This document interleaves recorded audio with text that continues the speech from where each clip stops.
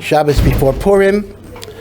And this is the only, according to most poskim, this is the only Kriyas HaTorah that is a Chiyuv D'Oraisa.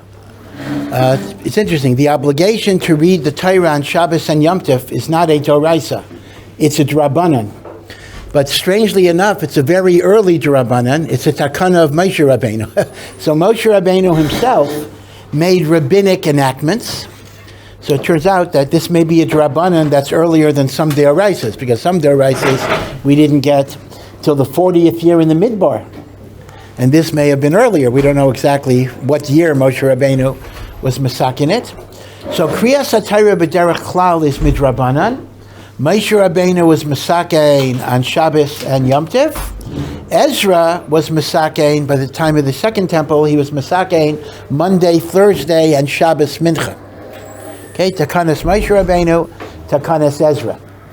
But the one Kriyas HaTorah that is D'Oraisa is the Chiyuv of reading about Amalek and remembering Amalek. And this is based on a mitzvah, which we're going to read, Taka. Zachor, Eis Asher Asa Lecha Amalek. Remember what Amalek did to you when you left Mitzrayim. Now the question becomes, if there's a mitzvah to remember Amalek, why is it only once a year? What is it? What is the concept of once a year? So Chazal say that there's a general idea that memories weaken after a year. I don't know, they must have had good memories. I think most of our memories weaken after a day, but after a minute, whatever. But after a year, the memory fades. So Memela, you can't allow a year to go by without emphasizing Amalek, which strengthens the memory for a whole other year. So based on that, therefore, the way you have the memory of Amalek the whole year is by an annual Kriyas HaTorah of Amalek. So based on this, the Chassam Sofer says a very, very interesting halacha, which unfortunately it's a little late to fix this year, but I should have told you last year. And that is, he says like this. He says, when you have a leap year that is after a non-leap year, which is always the case, there will actually be 13 months between last Parshas Zachor and this Parshas Zachor. In other words, this Parshas Zachor is being read 13 months after last year's Parshas Zachor. So l'chayra, the memory is not allowed to fade. So what do? Because Chazal say the memory fades after 12 months. So what do we do when it's going to be 13 months until we read the next Parshas Zachor? So the Chassam Sofer says lahalacha that in a Shana Peshuta, a non-leap year, which is before a Shana Muberet, when they read Parshas Kiseitse, and that's where the maftir is taken from. The end of Parshas Kiseitse is Zachor Eis Asher Asa Lecha Amalek. Now, when do we read Parshas Kiseitse? Around a few weeks before Rosh Hashanah. So a few weeks before last Rosh Hashanah, we should have kavana when the Baal Koreh reads, remember what Amalek did to you, to be Makayim, the mitzvah D'Oraisa of Zechiras Amalek. And that way there'll be less than 12 months, be only 8 months till Parshas, or 7 months till Parshas Zachor. And the Baal Koreh should also, you need both. And you have to have kavanah to be Yaitse, and the Baal Koreh has to have kavanah to be Maitzi. And therefore, b'chiyai gavna, that's how you avoid going more than 12 months without a kriya of Parshas Zachor. This is an interesting chiddush of the Chassam Sofer. It's a little too late now to put it into practice, but I guess you'll remember, maybe I'll remember, hopefully, to mention it in a Shana Pshuta before we have a Shana Mu'beres. Now, this gives rise to interesting questions, and you would say, well, wait a second. If Parshas Zachor has to be the Shabbos before Purim, then how can I be Yaitse with Parshas Kiseitse that is read before Rosh Hashanah? That's not the Shabbos before Purim. That's the wrong time. So here you do have to understand something. When we say Parshas Zachor is D'Oraisa, we don't mean every aspect of Parshas Zachor is D'Oraisa. There's a mitzvah D'Oraisa to read about Amalek every 12 months.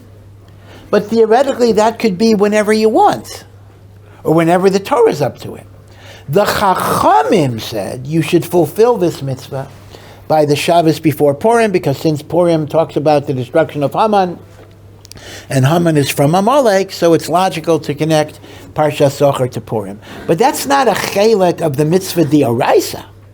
First of all, it couldn't be. There was no Purim under the Torah. I mean, the holiday of Purim itself is not d'oraisa.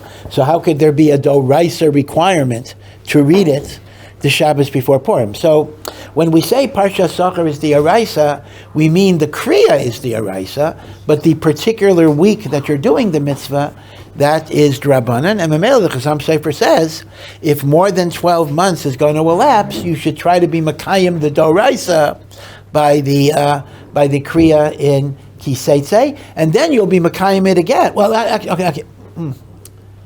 Yeah, okay. Well, that's an interesting problem, exactly, because you're Makayim the Doraisa with the reading of Kiseitze, so when you get to Parshas Zachor, you'll be Makayim the Drabanan of doing it the Shabbos before Purim. In other words, in the Chasam Sofer's Eitzah, you are splitting up the Kiyum of the Doraisa with the Kiyum of the Drabanan. Normally, we do both at the same time. In this configuration, you're splitting it up. In fact, the Minchas Chinuch even goes further, and this is important to know. The Minchas Chinuch says, it may even be that Min HaTorah, you don't need a Sefer Torah. You could read it from a Chumash. Like, who says it has to be, from the word Zachor, you don't know it has to be from a Torah, and who says it has to be a minyan? So this is very important. So if a person is not able to be in shul, they should be very, very makbid to read Parshas Zachor from even a Chumash and have kavanah to fulfill the mitzvah d'oraisa. So it turns out that quite a few aspects of Parshas Zachor are technically Drabanans. The timing is Drabanan, which is the Shabbos before Purim. The idea of a minyan is Midrabanan. And the idea of a Sefer Torah is Midrabanan. Now, let me mention another issue. The Chasam Sofer gave us a scenario where you have to be Mechavein on the Doraisa earlier than Parshas Zachor in order to avoid the passage of 12 months. Right, that's when you have a Shana Peshuta, a regular year that precedes a Shana Muberes, that precedes a leap year. But there's also an opposite problem. Sometimes the Poskim say you may have to do Parshas Zachor after this month. What if a person missed Parshas Zachor on Shabbos? All right, so Doraisa, as I say, he could still read from a Chumash even without a minyan. But the Magen Avram gives a different eitzah. The Magen Avram says he should be mechavein on Purim, in the Kriyas HaTorah of Purim, to remember Amalek. Now, here's the thing. What is the Kriyas HaTorah of Purim? So it's interesting that the story of Amalek actually attacking us is in Parshas Beshalach, right after we left Mitzrayim, right? Parshas Beshalach, Vayavo Amalek. The mitzvah of remembering Amalek is in Parshas Kiseitze. Our Parshas Zachor is Kiseitze. On Purim, we actually read the story in Beshalach, Vayavai Amalek. So the Magen Avram says, you can be Yitzchak Parshas Zachor with the Kriya on Purim of Vayavai Amalek, because that talks about Amalek. And that means you should have, if you didn't hear Parshas Zachor on Shabbos, you should be Mechavein to be Mekayim, the mitzvah of Zechiras Amalek with the Kriya of Purim. And L'chaira, the Balkari should be instructed.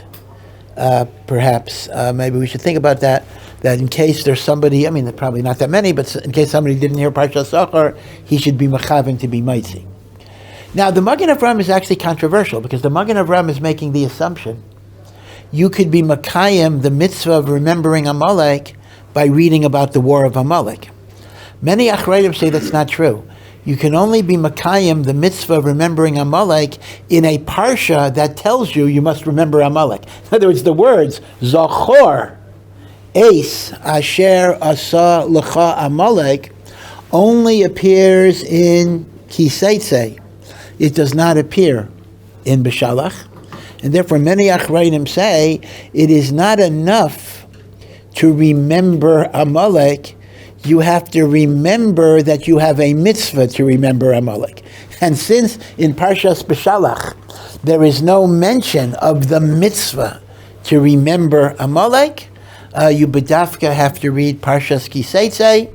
You are not going to be Yotze with the Parsha in Vayavo Amalek. By the way, Vayavo Amalek is a very, very anomalous Kriyas HaTorah. Vayavo Amalek is 9 psukim, 3 for Kohen, 3 for Levi, 3 for Yisrael.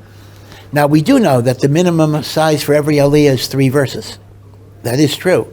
But there's another principle that says the minimum number of psukim for Kriyas HaTorah is 10 verses. Which means you can't just have 9. You can't have 3, 3, 3. You can only have a 4, 3, 3. And there's machlekes in the Gemara, which should get the 4. If you're doing 10, is it the Kohen, the Levi, the Yisrael? But you have to have 10%. In other words, a Kriyas HaTorah on a Monday, Thursday, or Rosh Chodesh, or whatever. Well, Rosh Chodesh has its fixed amount, but a Monday, Thursday, it can never be less than 10 verses. The only exception, the shortest Kriyas HaTorah that exists, is the Purim Kriyas HaTorah, which is B'dafka only 9 verses. So that's actually a kasha. It's anomalous because you're supposed to have 10. But the Gemara says that this ends the Parsha, and then we go into Yisro, which is Matan Torah. So since you've totally finished the topic, if the topic is complete in 9 verses, so we let you get by with 9 verses. But do keep in mind that it is actually an anomalous Kriyas HaTorah. Now, what is so evil about Amalek? So Amalek, it says, Asher korcha baderech. Korcha is, they encountered you in the way. So there are 2 interpretations for korcha. It's very, very interesting. One is that Amalek represents the philosophy of mikra. Mikra is happenstance. Mikra is accident. Meaning Amalek has a philosophy. Now we think of Amalek, when we think of Amalek, the vision that we often have is the crazy axe murderer terrorist who just wants to destroy. Right? That's kind of the picture we have of Amalek. Pure evil. That is an aspect of Amalek. But there's another aspect of Amalek that actually may go in the opposite way. Amalek represents cynicism. Amalek represents the lack of absolute values. Amalek represents moral relativism. In other words, instead of looking at Amalek as the terrorist that's committed to evil causes, Chazal actually look at the evil of Amalek as a person or a nation that is not committed to anything. I'm okay, you're okay. All opinions are equally valid. Who's to say? And unfortunately, therefore, so Amalek represents skepticism. It represents cynicism. It represents moral relativity. It represents subjectivity of what you might call situational values. Now, there's another picture of Amalek as radical hatred. And these 2 pictures of Amalek, on some level, actually don't match very well.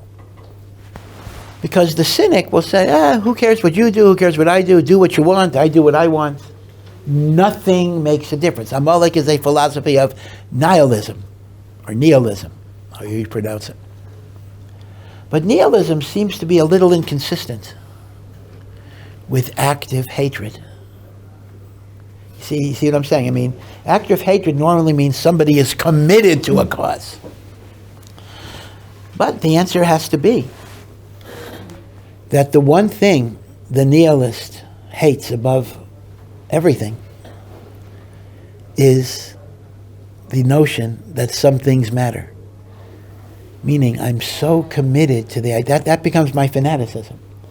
I am so committed to the idea that nothing matters, that I will kill you if you stand up for values. Because there are no values, and I will destroy anyone. So in a sense, the nihilist also has his religion. His religion is nothing matters. And if you say something matters, I have to destroy you. Paradoxical.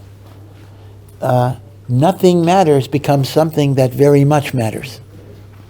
I have to live in a world where nothing matters. The best example of this, actually, is the closest that we have to a modern Amalek, which would be Hitler, Yimach Shemo.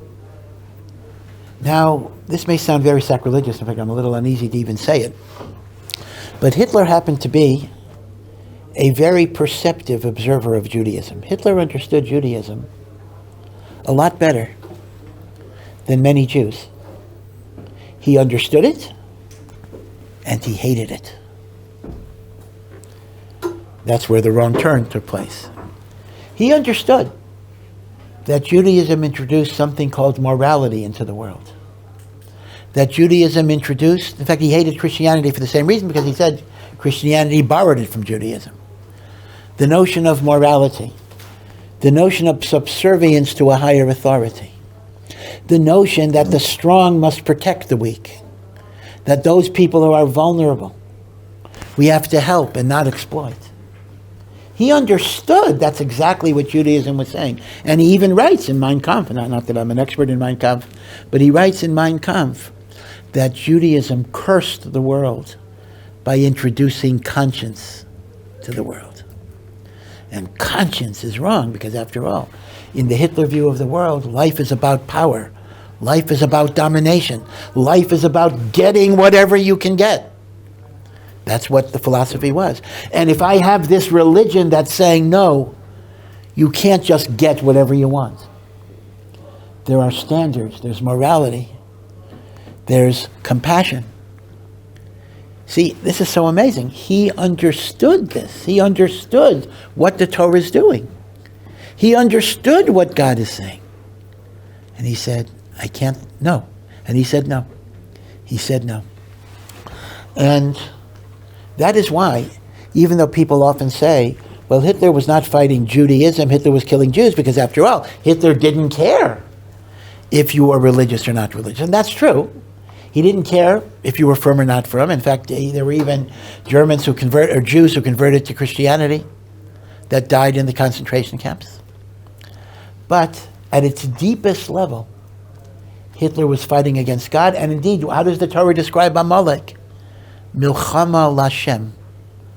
The war of Amalek is the war against Hashem. It is against Hashem. Because Amalek cannot live in a world where there are values and there is morality. Okay, so that's why the two faces of Amalek are actually very, very interesting. There is the face of cynicism and indifference, which comes from Mikra, Sher Korcha, encountered you in the way. Mikra, in fact, the Svarim HaKadoshim say that Amalek, the gematria of Amalek, is the same gematria as Safek or Hasafek, doubt. Amalek is doubt. Now, based on this leads to another interpretation of Korcha that fits in, but it's a totally different interpretation. Rashi brings, Asher Korcha doesn't mean they encountered you, but they made you cold. Kar. So what's the idea of cold? So Rashi brings a medrash that when the Jewish people left Mitzrayim, they were like a scalding hot bath. The whole world was afraid to touch them. This was a nation that God gave 10 plagues and Kriyas Yamsuf, and look at how the mighty Egyptian empire was toppled. We're not going to mess with them. They're like a boiling bath. Who dares to touch it? Amalek was the very first nation that attacked the Jewish people. So what did they do? They jumped into a boiling hot bath. What happens if you jump into a boiling hot bath? You get burnt, but you make the water a little cooler for the next guy. So Asher Korcha, Rashi says, Amalek made you cold. Because nations now see, hey, it's possible to fight against the Jewish people. Yeah, Amalek lost, But maybe the next guy will win. In other words, Amalek broke that barrier of invincibility that Klal Yisrael had. And that's Asher Korcha, that's how Rashi learns, they made you cold. But from Rav Tzadok of Lublin, he goes with the same etymology, the same interpretation of Korcha as making you cold, but he has a different twist on it. Coldness is referring to Avodas Hashem. And that is, you can have a person who does mitzvahs, who learns Torah, but they have a cold spirit. They don't have passion. They don't have enthusiasm. They don't have geschmack. Going through the motions. Reb Tzadok says that's what Amalek represents. Amalek represents coldness, lack of passion. Now, that very much connects to cynicism, because if you're a cynic, you say, this and that, it's all the same. Then you're not going to feel passionate. In fact, the only thing you'll be passionate about is that there shouldn't be anything to be passionate about. And that you'll be passionate about. So Megillah Rav Tzadok writes that when we have coldness in Avodas Hashem, that is an aspect of an inner Amalek that is within us. And the mitzvah of eradicating Amalek is not only the outer Amalek, but also the inner Amalek that is within us. It's, I think there are horror movies, not that I've seen them, rest assured I have not, but I believe there was a movie or a series of movies about how the nightmares that a person has creates a reality. You don't have to nod if you know the movie, it's okay. You can, but it kind of, you dream about something and that becomes the horror that you experience. Rav Tzadok Lahavdil says the same thing is true about Amalek. It is the Amalek within us that creates the Amalek outside of us. So when the Torah says, eradicate Amalek, it's not only talking about killing the Amalek out there, but even more so, killing the Amalek within. Because when you kill the Amalek within, the Amalek out of you simply becomes like an illusion, simply disappears. It's the product of the Amalek within us that creates the Amalek outside of us. And that Amalek vanishes when we eradicate the Amalek within. And that's why Rav Tzadok says that spiritually, the Ikar Avaida of Mechias Amalek is referring to eradicating the Amalek within, and that's going to be the coldness of the heart in Avodas Hashem. So this reminds me a little bit, I get the impression, although Rav Tzadok does not connect it, that this is actually an autobiographical statement a little bit. If you know Rav Tzadok's history, Rav Tzadok was born in the middle of the 1800s, so Hasidus was already well established. He was not prior to the Baal Shem Tov, he was after there were thousands of Jews who were Hasidim, but he was not born to a Hasidic family. He was born Misnagid. And even as a young man, he was an Eloi. He had finished Shas at a very young age. In fact, Rav Tzadok was so brilliant, he never ate anything unless it was a Sudas mitzvah. So he would not eat unless there was a bris or a Sheva Brachas or a Chasna or a Pidyon Haben. So what happens if he finishes davening? He wants to eat breakfast and there's no bris that day? So Rav Tzadok would just finish a Masechta before breakfast. He would take a Gemara, finish a Masechta, make a Siyam, and then eat. It was not, he would not eat breakfast, lunch, supper, whatever it is that he ate. He would not take a morsel of food unless it was a Sudas Mitzvah. So for him to make a Siyam would be like, I guess, saying Ashrei, just finish. Brilliant. But at some point in his 20s, he wandered around Europe meeting different Gedolim, just to get to know Gedolim and kind of speak and learn. He was very charif, and he was trying to slug up Gedolim, as young people, young whippersnappers sometimes are. They want to show how great they are, how smart they are. They could slug up, different Gedolim. So he went. He made the grand tour of Gedolim in Poland and Russia, Lithuania, and at some point in his journeys, he chanced to the Beis Medrash of the Rebbe that's known as the Ishbitzer Rebbe, Mordechai Yosef Leiner, who was a Hasidic Rebbe, and he's hearing the Rebbe talk Suda Shalishis of Shabbos. And the Ishbitzer, Rav Tzadok's Rebbe, wrote the Mei Shiluach. Actually, Shlomo Karlbach popularized the Ishbitzer. Again, very, very deep, very profound. And Rav Tzadok was transfixed. He was hypnotized.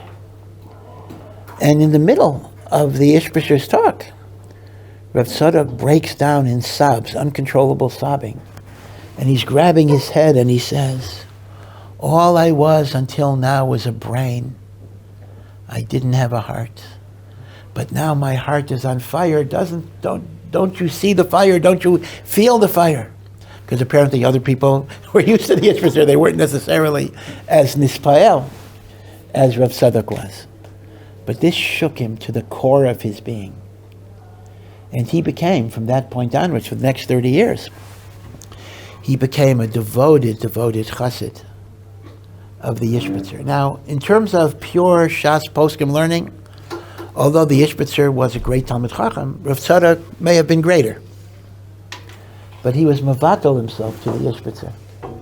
Because in the Ishbitzer he saw a derech in Avodas Hashem. So for 30 years, although Rav Tzadok was very respected and Hasidim would go to him all the time, he would not give a public shir. He would not give a shir. He would not do anything public because he was mevatel himself to the Ishbitzer. And even when the Ishbitzer died, there was another colleague who was a little older than Rav Tzadok.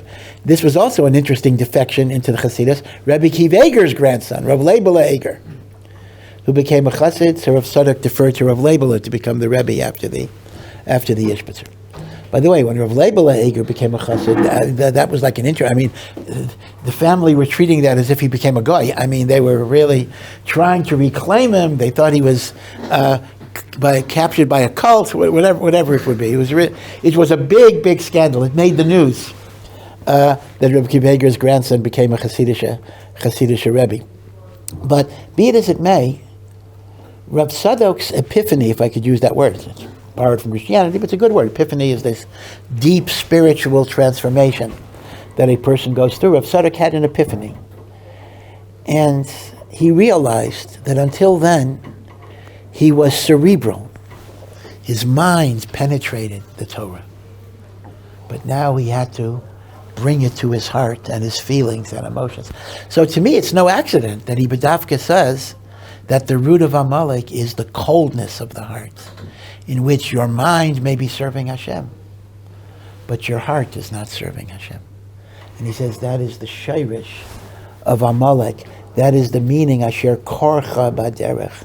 Amalek is what makes you cold. So it's the same etymology as Rashi, cold, but a different way. Rashi uses it for the metaphor of the boiling hot bath that becomes cooled. Rav Tzadok uses it for the coldness of the heart in Avodas Hashem. So when we think about Parshas Zachor, we think about this idea of how do I eradicate the Amalek inside. Now remember, there are two separate mitzvos connected to Amalek. One is remember Amalek, and the other is destroy Amalek. Now destroying Amalek, other than the Amalek of our heart, which is a big avodah, we don't really have the wherewithal to do today. We don't know who Amalek is. Although Rav Sadia Gaon, this is very strange, and please do not follow this halacha l'maisa. Rav Sadia Gaon, back in the 10th century, actually identified Armenians as the descendants of Amalek, which is pretty strange because we have a sizable Armenian quarter in the old city, and plenty of Armenians are walking around. I mean, the people with the black, the priests with the black garments are. Well, I mean, not everyone, not everyone, but many of them are from the Armenian quarter, B'davka. And Rav Sadia Gaon did have a Messiah that the Armenians were. And of course, it's interesting that, the precedent to the Holocaust was that in the early 20th century, the Turks committed a big genocide against the Armenians. They killed, it wasn't this like our Shoah, but they killed hundreds of thousands, brutally, of Armenians. And when Hitler, Yimach Shemo, was planning the final solution, And some people said to him, you're not going to get away with this. I mean, the world is going to stop you. So he actually said, who stopped the Turks from doing it to the Armenians? In other words, that actually emboldened him to think he could do a final solution against the Jews. So it's interesting that even in that indirect way, Amalek harmed us. In other words, Amalek harms us not only when they victimize us. Amalek somehow harms us even when they're the victims. The Armenians were the victims of that, and that is what gave Hitler the courage, so to speak, to commit the Holocaust. So again, under no circumstances, do not take this as halacha psuka. No Armenian should be killed because we don't know, and it's a suffix resicha, so one has to be careful. But there are two mitzvahs. One is the mitzvah of remembering Amalek, and one is the mitzvah of eradicating Amalek. So it's very strange, because when the Torah says eradicate Amalek, it says eradicate their memory, so no one would remember them. So remember always to destroy their memory. Right? A little bit by remembering them, I'm remembering them, but you remember that you have to destroy their memory. Now, it's interesting that Rashi says in Chumash that the mitzvah of eradicating Amalek's memory means not only is there a mitzvah to kill the people, but there's a mitzvah to even destroy their property. You must destroy the property of Amalek, the animals, the gold, the silver, so there should be no Zachor of Amalek left at all. A Jew is not allowed to own the property of Amalek. So let me just mention an interesting horror in Megillah Esther. You'll recall that when the Jewish people are finally given permission to rise up against their enemies on the 14th of Adar, and they actually killed 75,000 of their enemies, and then Shushan they fought the next day, which is why Shushan Purim. So the Navi mentions, or the book of Esther mentions several times, Uba biza lo sholchu et yadam. They did not take the spoils of the enemy. They killed the enemies. They did not take the spoils of the enemies. Why is it important to state they did not take the spoils of the enemy? So there are actually two reasons. Lefi pshat, it's important that people realize that the Jews were killing, really, even though it was aggressive, but they were killing in self-defense. They were killing people who wanted to kill them. If they would have taken the wealth, then the Jewish action could have been interpreted, we're killing people to take their money. The king gave us permission, we're going to get what we can get. So by Bedafka not taking the possessions, the Yidden were showing that we're not doing it out of greed, we're not doing it to get rich, we're doing it because these are the people who would try to kill us. That's Pasha Pshat. And again, that's a perfectly fine Pshat. That they didn't take the Bizah, because if they would have taken the Bizah, their action would have been interpreted as vandalism and theft, rather than L'Shem Shemayim against the Rodef. But there's another halachic interpretation, that the people the Jews killed were all Amalekites. And they were fulfilling, Haman was an Amalekite, but even the people they killed were Amalekites, which had not been totally eradicated all the way back from Shmuel. And since you're not allowed to own the property of Amalek, the Jewish people could not take that property, because that would be nichlal in the shalal of Amalek. Right? That's actually an answer. Now, there is a kasha on that. I don't have a good answer. It's not just the Jew is not allowed to own it. A Jew is commanded to destroy it. So I don't understand. If the Jewish people had the power to kill out these people, then if they had that power, they should have had the power to destroy the property. So by simply saying they didn't take it, that's not the same thing as saying they destroyed it. So that's a little bit of a kasha. But again, some Meforshim understand that the Jewish people did not take the bizah, because that was the shalal of Amalek. Now, based on that, though, I'm going to ask you another kasha.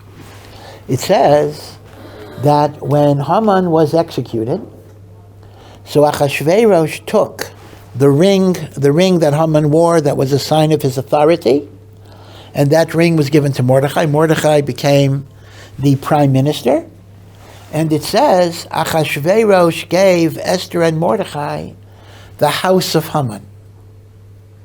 Haman's house, Haman's possessions were given to Esther and Mordechai. So now we have a kasha.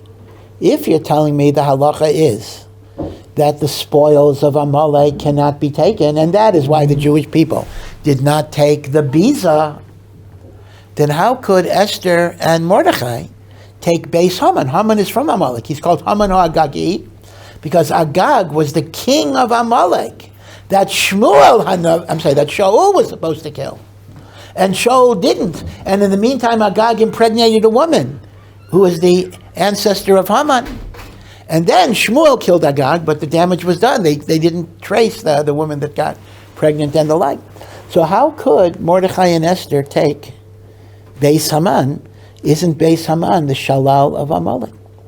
So here there's a Gavaldiga Halachic teretz. The Torah says that we're not allowed to wage war against Ammon and Moab because they're from Lot and Hashem gave them their territory and we're not allowed to wage war. Now the problem is, the Gemara says, that some of the land that the 2.5 tribes captured east of the Jordan from Sichon, Melech HaAmori, Sichon conquered that land from Moab. So how are we allowed to take that land? That is Moabite land. And we're not allowed to take Moabite land. The Gemara asks the kasha, and the Gemara says the following phrase: Ammon and Moab tiharu b'sichon. Ammon and Moabite territory became purified by Sichon, meaning to say the Torah prohibits our taking it from Moab. But once Sichon takes it, we can take it from Sichon. Because Sichon is not Moab, Sichon is Amori. The prohibition of Ammonite and Moabite territory went off when the land went to Sichon. Yeah. Could that be used as some sort of loophole in the future when we have the Kingdom of Israel again? We can have proxy countries take over Ammon and Moab? Well, yeah, but there actually is a simpler answer. You're correct, that would actually work, but the simpler answer is that the law of Ammon and Moab is going to terminate when Mashiach comes. At that point, it'll go back to us anyway, but okay. So listen to this. There is a rule in halacha that if somebody is killed because they did an aveira, their children still inherit their property. But if somebody is killed because they rebel against the king, the property goes to the king. Now, here's the idea. Haman wanted to kill the Jews. One of the Jews happened to be the queen. So Haman's plan to kill the queen is mored b'malchus. So when Haman was killed, all of his property belonged to Achashverosh, because mored b'malchus nichsehem lamelech. So it turns out that the same principle that says Ammon and Moab gets purified in Sichon and we could get the land, Haman and Mordechai are allowed to take Amalek's property because it wasn't Amalek's property, it became Achashverosh's property. And we're getting it from Achashverosh. Why did it become Achashverosh's property? Because Haman had a din of a mored b'malchus, nichsehem lamelech. Okay, and that's why it's medoyak. It says Achashverosh gave them the house of Haman, because it actually was Achashverosh's property. Right, so that's kind of a halachic loophole, at least, that explains why Mordechai and Esther were able to take the Beis Haman. Yeah. If it's forbidden to take property from Amalek and Armenians are selling Amalek, does that like? That's an interesting question. I think our answer would be that since a majority of the Goyim in the world are not Amalek, so you can assume, even with Rosh Hashanah, you can assume that the Armenians are from the majority. So that's why you're not Choshesh that they are Amalek. Yeah. For the people that the Jews killed later on, were they not more b'malchut as well? No, because they were not, because, that's a good question. But I think what you'd have to say is that they would not have been able to kill Esther. The only one that theoretically could have killed Esther was Haman. He was in the palace. They were just killing Jews, and Achashverosh gave them permission to kill Jews. So they would not be mored b'malchus, but Haman is a mored b'malchus because he actually had the power to kill the queen. He was in the palace, etc. Okay? Alrighty, so have a good day. We'll see you.